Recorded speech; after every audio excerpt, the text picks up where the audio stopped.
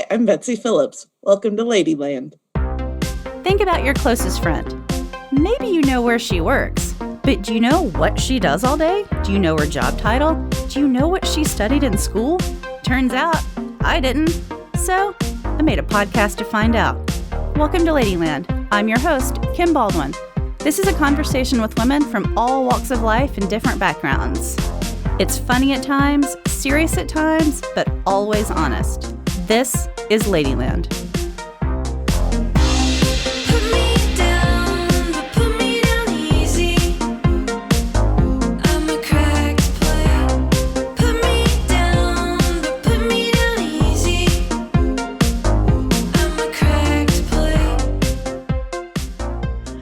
Hi, Betsy. Welcome to Ladyland. Hello, Kim. Thanks for having me. Thank you so much for doing this. You are a prized guest. You are. I mean, that's deeply flattering, but like from my own perspective, I'm so boring. I'm just like, oh no. Man, if you think that you are boring, I'm real worried.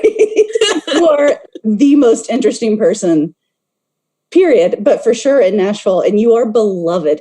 People come up to me to tell me they listen to the podcast or whatever, and every single person says, will you please get Betsy? Everyone does. Oh man, Nashville, I love you too. So for anyone who doesn't know, if you don't mind, just you're Betsy fucking Phillips. What do you do? Who are you? Right. So I'm Betsy Phillips. If you know me, you probably know me from the Nashville scene, where I have been writing on and off for approximately 10,000 years. I also write some fiction, although it's been a while since I've done that, and a short story that I wrote called Frank, which is kind of a zombie story, was just made into a short film by Starina Johnson and is now playing at film festivals, which is amazing and so weird and lovely. And for the last 4 or 5 years, I've been researching the integration era bombings here in Nashville and trying to solve them, which was maybe biting off a little more than I could chew. My day job is I'm the marketing manager at Vanderbilt University Press. And I like to crochet and spin yarn and dye yarn. That's like my favorite hobby. And I don't know. I think that's about it. Like basically just things you can do if you're a homebody are the things I do. Yeah, it's a real normal combination of things, I think. Dye yarn, crochet Afghans, web sleuth, local historian, marketing. Someone's got to go interview the terrorist, right? Someone has to. How do you become a historian? When did this start for you? Were you just curious and you're like, you know what? There's a place I can go to get answers. I'm going to start getting answers. Well, so I'm not a native Nashvillian, and I think we all know that because native Nashvillians are like as rare as hen's teeth. So I grew up in the Midwest where there is like no history. It is just literally as if your grandparents came out of the cornfield. You're assigned an ethnicity so you know what holiday to get drunk on. But like there's no, there isn't any kind of sense of like the long term of stuff. And so when I first moved here, I was like, well, I'll do I'll read up on this place that I'm moving to and everything. And then I realized like, oh my gosh, you can just still go see this shit. Like if you read about the Battle of Nashville and they're like, General so-and-so used this house for his, headquarters or whatever, you can drive over, you can see it. You can go to Fort Negley and stand up top and view out over the city and see where the other forts were and get a sense for like how Nathan Bedford Forrest was trying to come into town. And, I just was so blown away. So then like having that sense and then realizing like, oh my gosh, the folks at the State Library and the State Museum both have just been like my drug dealers for curiosity. I've been very fortunate, like when I've had questions about old Nashville, I'll just drop Jeff Sellers at the State Museum an email and be like, hey, I'm trying to figure out, where thus and such might have been. And he's like, oh yeah, it's over here. Or you should contact so-and-so at the state archaeologist or whatever. Like, so I feel so fortunate, because it is a matter of my own curiosity, but it is also that there's just this network of incredible people who want to feed that curiosity. And like, that's one thing that I hope when I write about history that comes across to people is like, I'm not some like magician who's like able to do this thing that nobody else can do.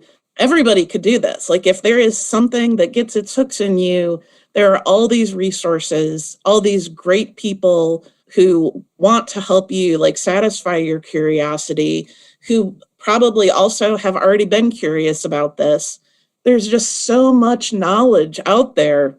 And I feel really fortunate, but I really do hope that people get like, this is for you too. Like, I'm just a normal, maybe not normal, but like, I'm just an ordinary person. So if I can do this, you can too. I would love it if they want to crown me queen of the State Library and Archives. I will wear the crown. But, like, when I go in there, like, it's not like somebody's like, oh, it's Betsy. Hurry up, everybody, and, like, be available. Like, no, that's just how they are for everybody. So I think we're so super lucky. This is, like, really, I mean, I know even myself, when I write at Pith, like, I tend to be down on our state government. But we are so fortunate about like the people that we have in place at the State Library and Archives, at the State Museum.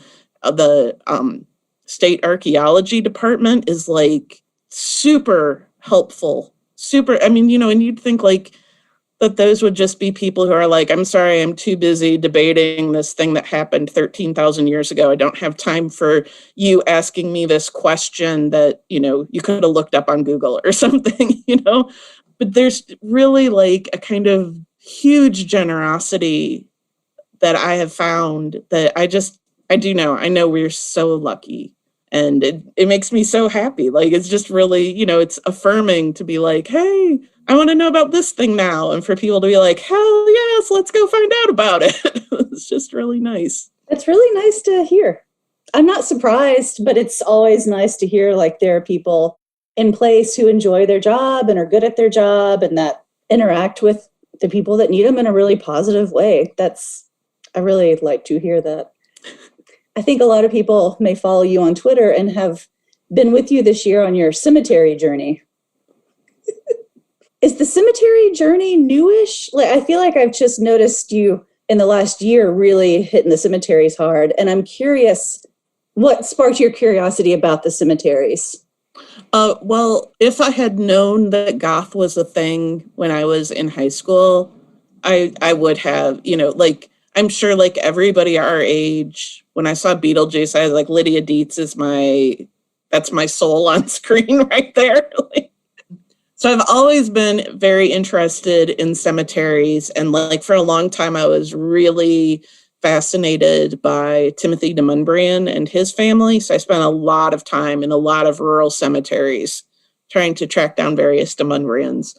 But what's happened lately, I think really is in part because of COVID. Like, what can I do that's like not going to put myself and other people in danger? And it turns out like going to cemeteries and poking around is a really safe thing to do, even with others, because it can be 6 feet apart and the people that you're looking for are all 6 feet under. So it's all, like everybody is safe and socially distanced. And I'm on the board. Oh, I guess I should have said that. I'm on the board of Historic Nashville. Oh, I did not know that. Yeah, it's also like if you are a history buff, they're great. Like I'm having the best time. I mean, it's also really depressing because, Nashville is like, oh, here's this valuable thing we tore down in the middle of the night while you weren't looking, which is, so that's really depressing, but it's also really gratifying and super interesting. So this year's Nashville 9 included like 2 things I'm really psyched about, which is like the Luby House and then the William Edmondson headstones. And so I have been on this like mission to try to locate all of the Edmondson headstones that might still exist. And God bless, again, like it turns out people at the state had a secret list that they shared with nobody that's like photos of all of the Edmondson headstones, like GPS coordinates, like all this information.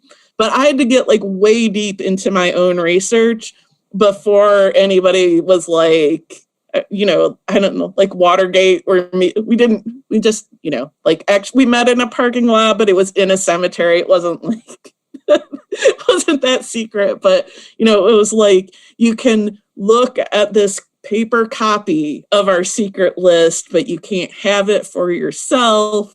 But then I was really proud because I had a couple that they didn't have. So I was like, ha, ha, ha. But then I had this idea that like there are predictable places that Edmondson's headstones are. So why don't we go look at other cemeteries that have those same characteristics? So that's what I've been doing, is like just trying to like sweep up and check out every Black cemetery in Davidson County, basically, just to try to make sure that there aren't any other Edmondsons in there that people don't know about, so that when we're preserving them, we have a full list of what needs to be preserved. God, what do cemeteries teach you like about Nashville's past in terms of racism? Like you had some great tweet, I think it was the very end of a thread, but you said, who puts up the fences matters. And I thought that was so great. And I would love to hear you just talk about that a little bit more. Sure. Well, so I think that I came to that conclusion, like probably the weekend I went out and saw the Bryanttown Cemetery. So the Bryanttown is super fascinating because Bryant, whose first name is, of course, like fled my head the moment that I need it, but he was a Black guy who owned slaves. So whenever white people want to have some kind of discussion about slavery where they let themselves off the hook, we let ourselves off the hook, they bring Sherrod Bryant up. He owned slaves. But after slavery, everybody stayed pretty put. Like they didn't flee to Nashville as so many enslaved people had. And if you look at Sherrod Bryant's slave catalog in the censuses, he has a lot of very young and female slaves, like so moms and children. And African Americans owning slaves, especially in Middle Tennessee, was not that uncommon, because if an enslaved person was free, they had to leave the state. And especially because of how things were here on the ground in Nashville, there were a lot of enslaved people whose owners lived out in the countryside, and they sent them to Nashville to work. And so as long as they sent money back to the farm, there were no white supervisors of them in town. So it's very, very easy for an enslaved person and a free person of color to end up married. So you can imagine if you are the free person of color and you want to keep your family together, the two options you have are to go to Cincinnati, which a ton of people did, or to buy your spouse or your children or your in-laws or whatever. And then you become their owner and you all stay together in your community where all your family and friends are. And I don't know a whole lot about Sherrod Bryant, but I'm not passing any judgment on him until like there's more research done.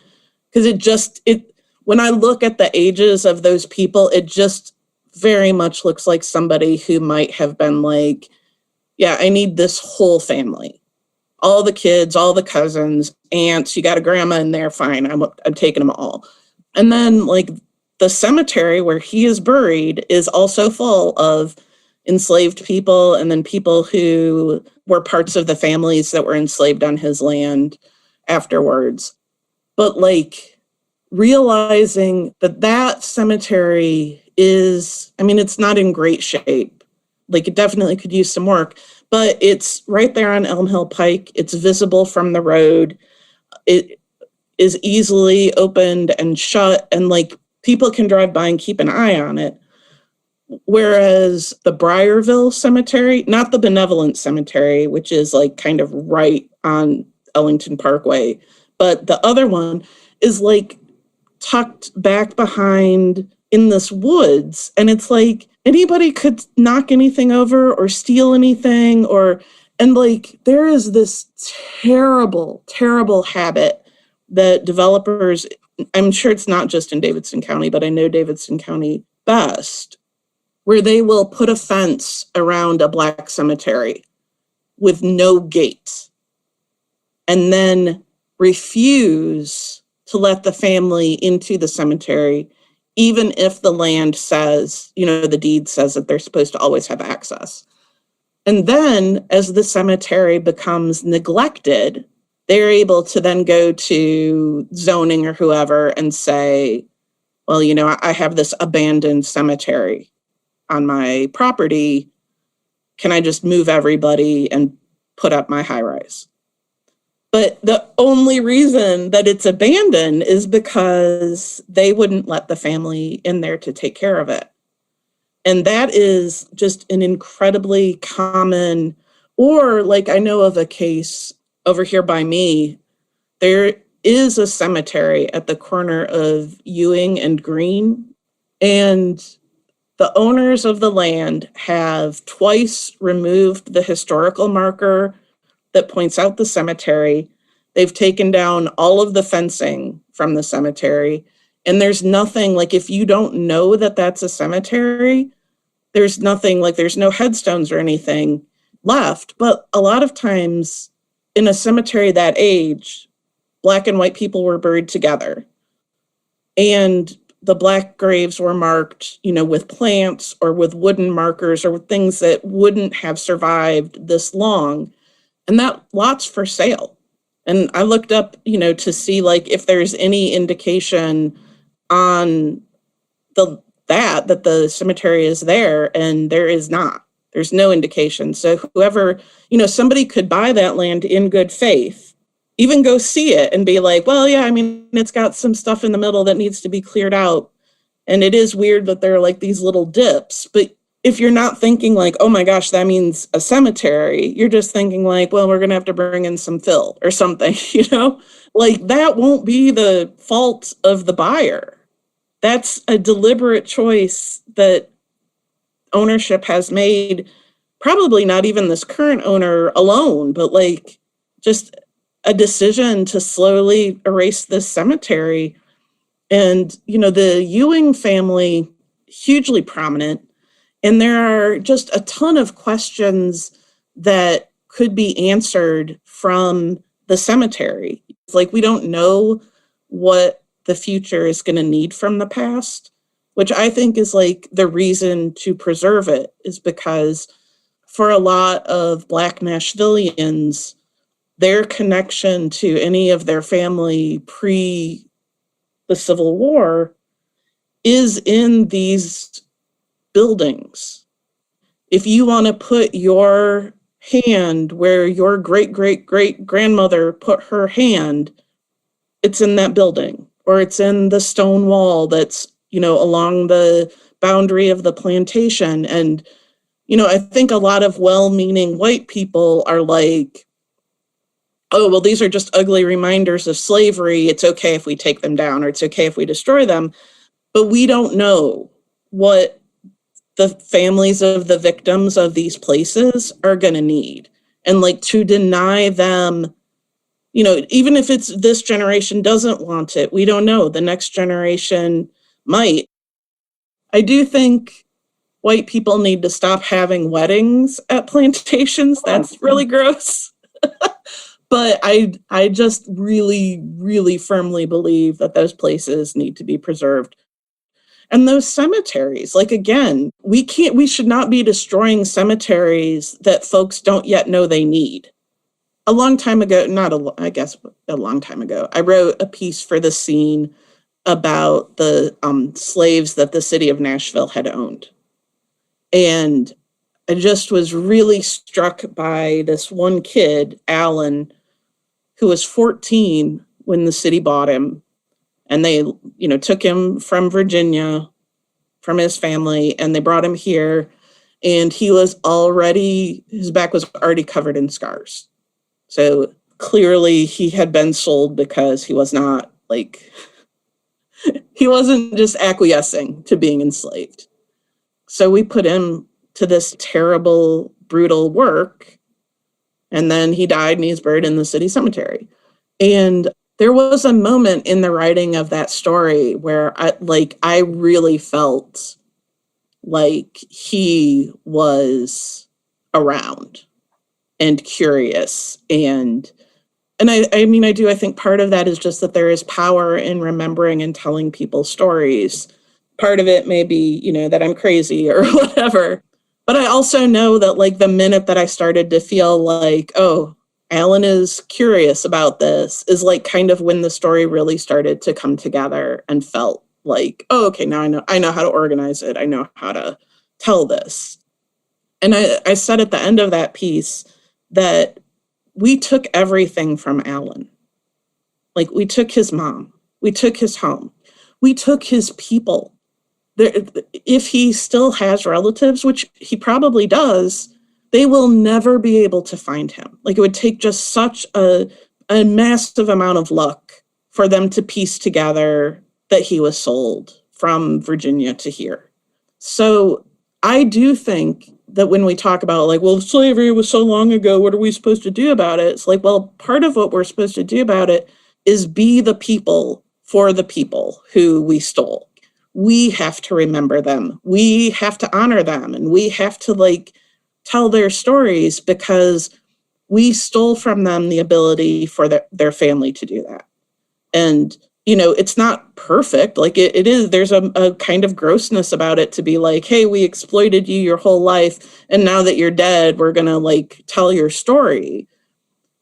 But on the other hand, there is no other option because of misdeeds by white people. So, I do think bringing all of Nashville into community is incredibly important. And that means that recognizing that all of Nashville's dead are our dead and that they all deserve to be honored as if the ways we would honor our own family is really important to me. It's interesting. Earlier when you were talking about the people that work in the archives and the state library, how generous they are with you and how generous they are with their knowledge. And because we're on Zoom and I can see your face, I could tell how much what they do means to you. And you are doing that now. And so I wonder, it's just interesting to note the compassion on both sides. You feel compassion from these librarians and archivists, but you are also giving that compassion out. And it's just neat to see in real time, this compassion pipeline. Right. I didn't expect that when I was going to talk to you. I was like, I'm going to learn stuff. It's going to be super weird. I'm going to ask her about ghosts. Oh, good. And now I have chills and tears in my eyes. Oh. So the compassion really comes through. Well, I'm nice. I'm honored that you recognize that. That's nice. Thank you. Yes. I want to ask you about Dynamite Nashville. I want to know answers. This is a book you're writing that comes out soon, right? No. Okay. I'm being cut this out. I'm being not held hostage. I feel like I'm being held hostage by the National Archives. I am not actually being held hostage by the National Archives. So I was very lucky very early on when I started doing this research. Rachel Martin, I don't know if you know her. She would be an interesting person for you to talk to. No, I'm drawing a blank. We just published, it comes out next month. Vanderbilt University Press is publishing her book on hot chicken. Oh, yeah, duh. Yeah. Okay. So but she has been doing research on Clinton, Tennessee for a long time. And I think she's got an actual trade house that's going to publish that book. But I talked to her when I was very early on in my research, and she gave me this very wise advice, which is do your FOIA requests right now. That's Freedom of Information? Yes, Freedom of Information Act requests. And she's like, send them to everybody. Send them to the FBI, send them to the National Archives. Be prepared to be jerked around. Give yourself plenty of time to be jerked around. So in that pile of Freedom of Information Act requests that I sent to the FBI, I asked for anything that they had on the Luby bombing. So just briefly, if people don't know this, Z. Alexander Luby was a civil rights attorney in Nashville. He was probably like the most important civil rights attorney in Tennessee. Like anything that Black people were able to legally accomplish in the 20th century, he is somehow involved. Just hands down super important. He was also a city councilman at the time that his house was blown up, which was April of 1960. And he had been involved with desegregating Nashville schools. So I sent this Freedom of Information Act request, and the FBI got back to me and was like, we've destroyed the relevant files. And I was like, somebody tried to assassinate a sitting US politician, and you destroyed those files.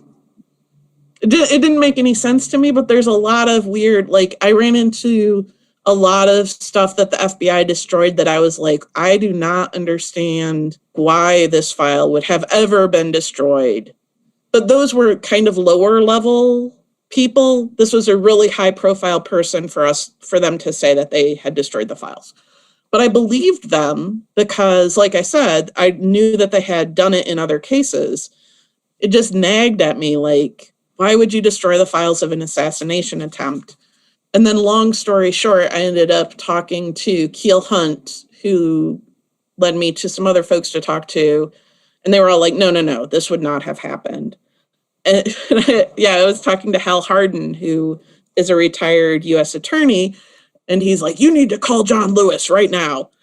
And I was like, I might need to, but you can't just be calling John Lewis. Like, I'm nobody. But I did reach out to John Lewis's office, and they sent me to their person in charge of civil rights. And she was like, sorry, we can't help you open an inquiry into the FBI's behavior because you're not our constituent. And I was like, oh no, I don't need an inquiry. I'm just trying to like understand why this happened. I'm just looking for like Congressman Lewis's insight. And she's like, yes, I am so sorry to tell you that we cannot open an inquiry for you because you are not our constituent. And I was like, oh, okay. It took me a second. So I got a hold of Lisa Quigley in Jim Cooper's office. And I was like, is this something that Congressman Cooper would help me with? And like 10 minutes later, she was like, Jim's in, send us everything, all your correspondence with the FBI. So they did all whatever like magical stuff that they were doing for a few months. And then Congressman Cooper sent this letter to Christopher Wray, the head of the FBI, that was like so nerdy and so badass that I was like, just reading this letter makes me want to crawl under my desk. Like, I can't, if I were Christopher Wray, I'd just be like, sorry, I have to go home for the rest of the day. And it ended with this, like, if this needs to be a confidential briefing, consider this my request for a confidential briefing. You have 30 days to get back to me. I'm like, remind me to never cross Congressman Cooper ever, especially not about nerdy things, because that dude is ready to go. So on like day 32, I get an email from the FBI, which I'm like, oh, dudes, you're playing this wrong. Like, but I get an email from the FBI and they're like, oops, files that may be appropriate to your, they're over at the National Archives. So they hadn't destroyed the bombing files. So I then like re-put in my Freedom of Information Act request at the National Archives.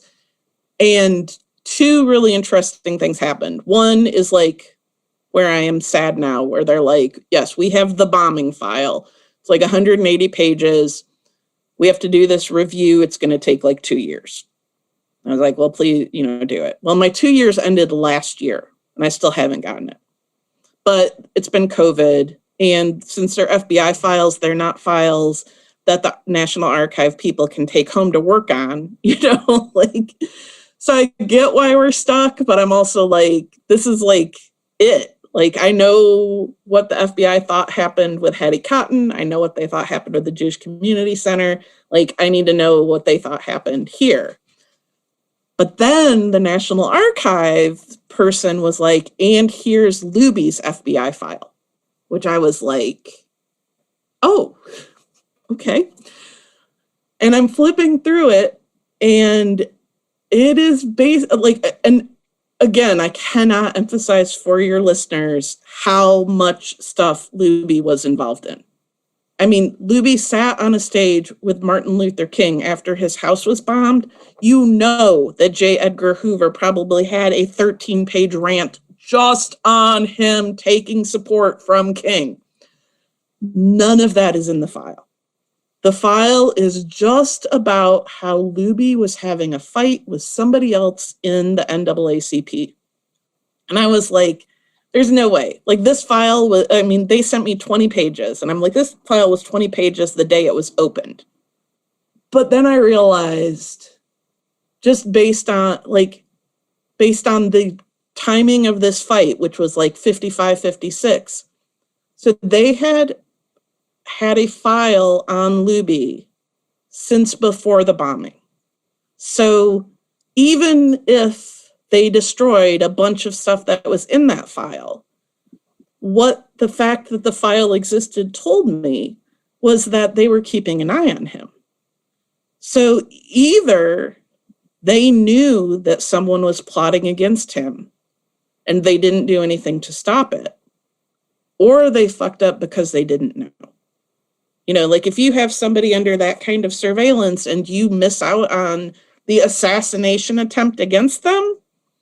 So, yeah. So that's then made me more eager to see the file on the bombing, because I'm really curious, like, which way that went. Like, if they knew and just kind of didn't do anything, or if they truly didn't know, but I have a really hard time believing that it's the second.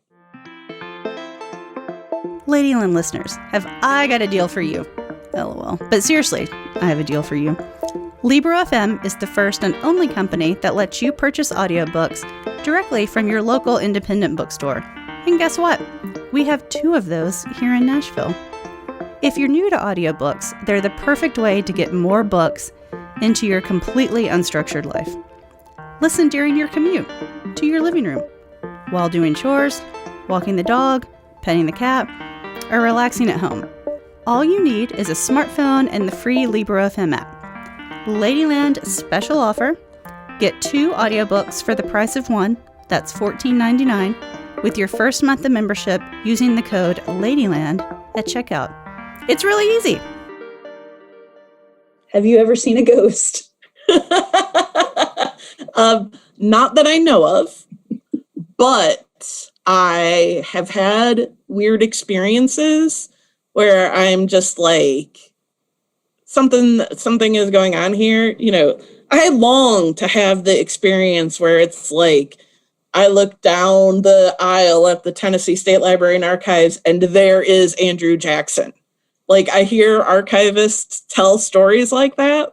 I talked to a person who shall remain nameless who saw Andrew Jackson rifling through a box where his old legal paperwork was, and who, looked down and saw this person rifling through the box and was like, "Excuse me, sir, can I help you?" And he looked up and then faded away. And then she was like, "Oh, wait, I recognize who that person was." And, I've never had anything like that where I was like, oh, wow. But I have had, I think, for me, the one that sticks in my mind the most is, I have a friend who at the time was a historical interpreter up in Newport, Rhode Island. And we went to stay with her in the mansion where she was a historical interpreter. And I was sleeping on a couch in the hallway the first night, and I woke up because someone was saying my name, like, Betsy, Betsy. And I was so embarrassed because I was like, oh my God, I must have been snoring so loud for somebody to like need to come out in this hallway and like try to wake me up. So I was like, oh God, I'm sorry. And I like roll over and I'm like laying there and I'm like, can hear the person breathing in the room that's like behind where the couch is. And then eventually like I hear them kind of like breathe like they've fallen asleep. And then I hear the grandfather clock ring. And so I'm like, okay, it's 2 a.m. The person's fallen back to sleep. Now it is safe for me to go to sleep. So I go to sleep. There's nothing weird about this. Like this whole time, everything I'm telling you, it's just like this. I got no heebie-jeebies, no nothing. It just was a very, like, if you are a snorer, you know the embarrassment of like when someone is sleeping with you and they're like, God, you got to roll over. So I get up in the morning and we're all at breakfast and I'm like, you guys, I am so sorry. I'm so sorry. Whoever has that room, up off the hallway, because I was so embarrassed because I was like, I don't know any of these people except Becca. And like now they're just like, oh, here's this like hippopotamus snoring in the hallway or whatever. And they're like, what are you talking about? And I was like, well, the person in the room behind me woke me up and they're like, you gotta come see this. And they open the room and it's like where the heating system is.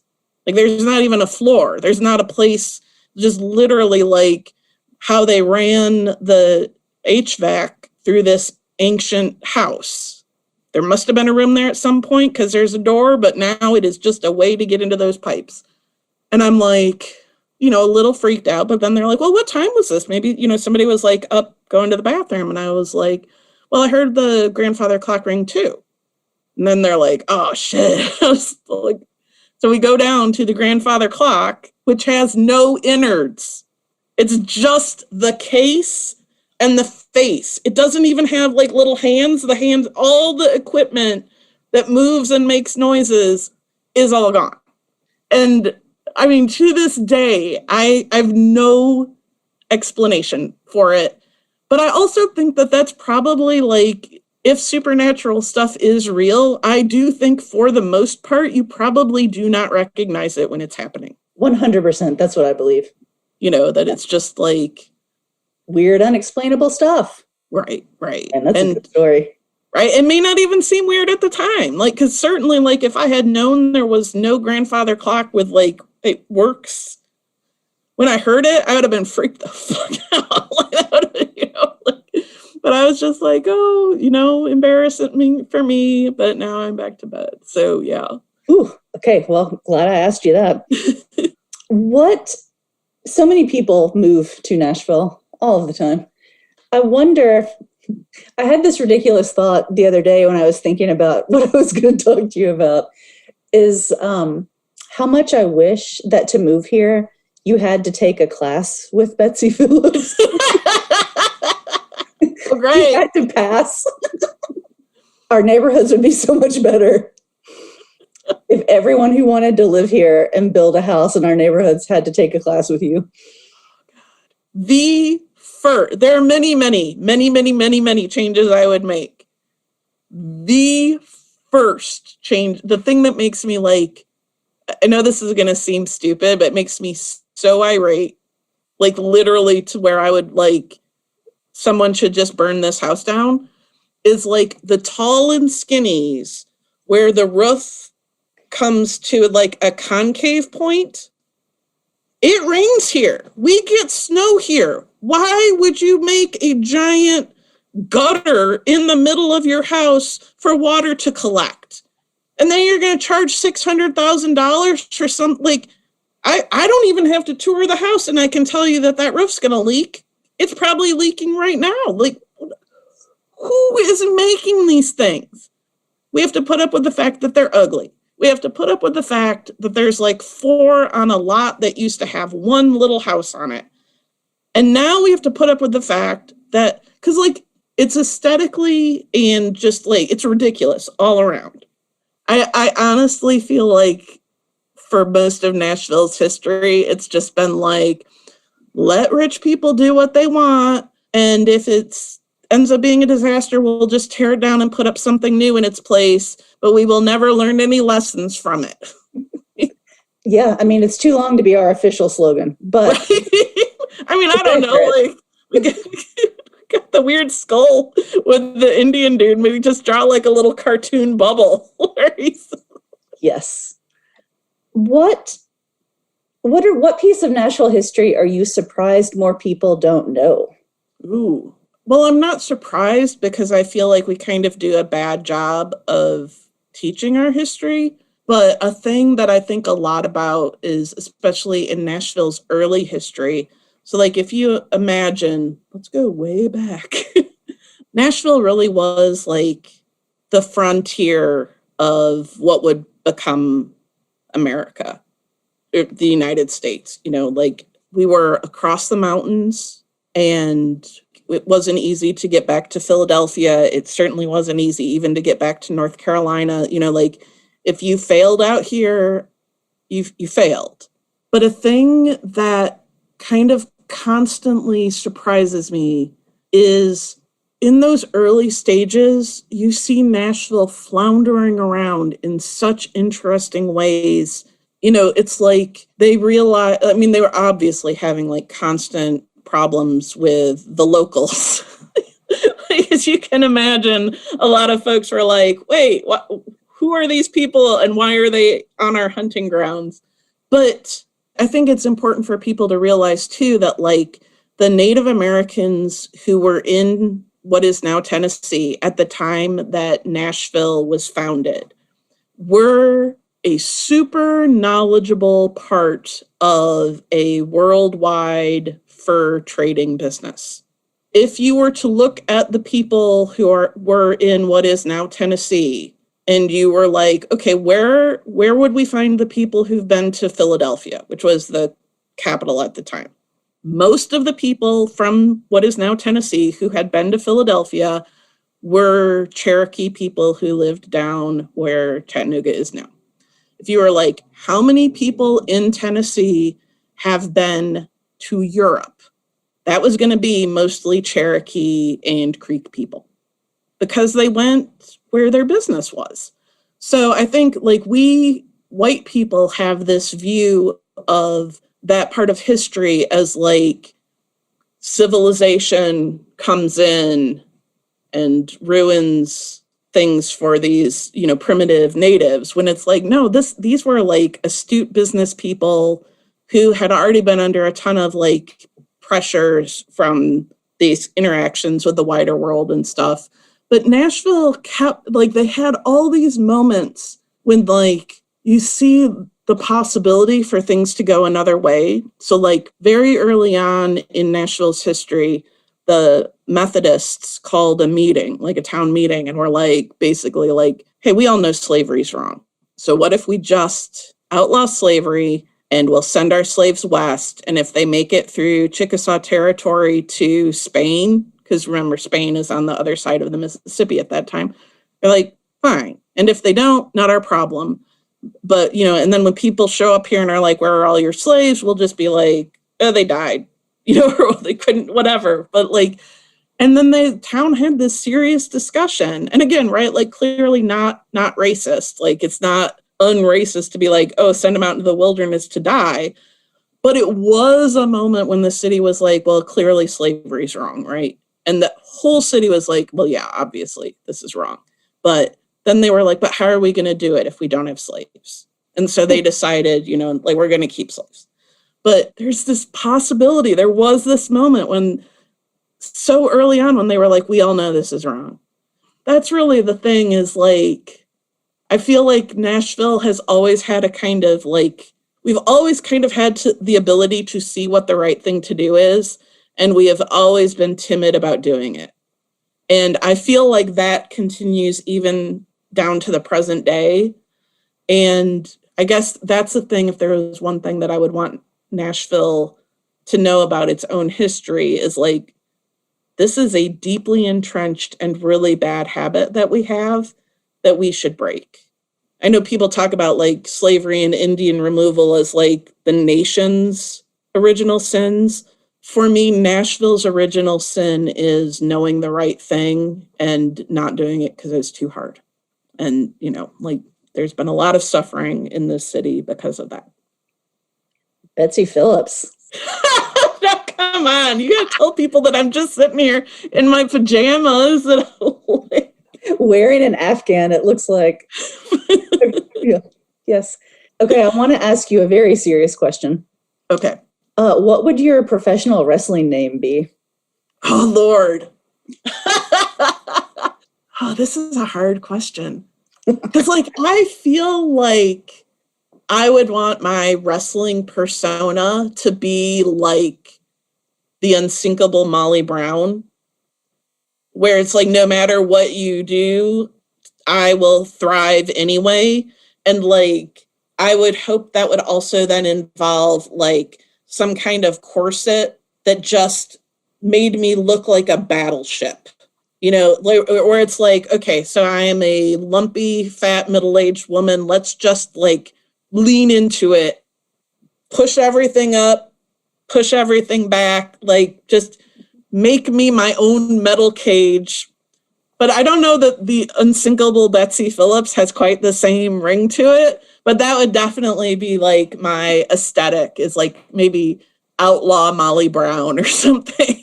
I'm thinking Battleship Betsy. Oh, see, you're good at this. You got to be my manager. That's what it is. Listen, when this pandemic is over, we'll take this on the road. This was such a joy. I'm so glad you did this. Oh, well, thank you so much for having me. I'm Kim Baldwin, and that's our show. Thanks so much for joining us. To find full show notes, head over to ladyland.show. And if you know a lady that I need to meet, slip into my DMs.